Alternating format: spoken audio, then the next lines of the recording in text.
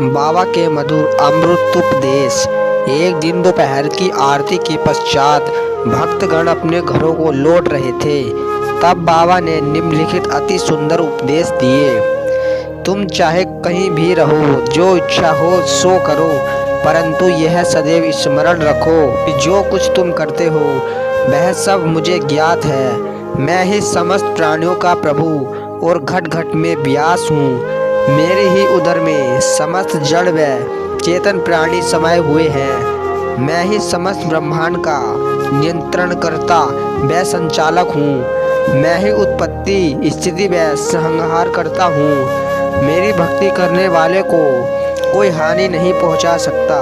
मेरे ध्यान की उपेक्षा करने वाला माया के पास में फंस जाता है। समस्त जंतु, चींटियां तथा दृश्यमान परिवर्तन और स्थायी विश्व मेरा ही स्वरूप है। इस सुंदर तथा अमूल उपदेश को श्रवण कर मैंने तुरंत यह दृढ़ निश्चय कर लिया कि अब भविष्य में अपने गुरु के अतिरिक्त अन्य किसी मानव की सेवा ना करूँगा।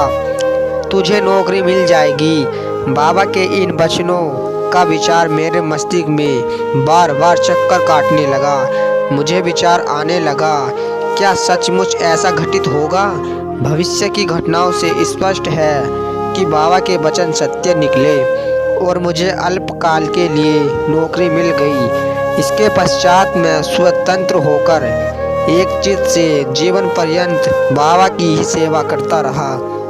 इस अध्याय को समाप्त करने से पूर्व मेरे पाठकों से विनम्र प्रार्थना है कि वे समस्त बाधाएं जैसे आलस्य, निद्रा, मन की चंचलता व इंद्रिया आसक्ति दूर कर और एक चित हो अपना ध्यान बाबा की लीलाओं की ओर दे और स्वाभाविक प्रेम निर्माण कर भक्ति रहस्य को जाने तथा अन्य साधनाओं में व्यर्थ श्रमित ना हो। उन्हें केवल एक सगुण उपाय का पालन करना चाहिए और वह है श्री साईं लीलाओं का श्रवण। इससे उनका अज्ञान नष्ट होकर मोक्ष का द्वार खुल जाएगा।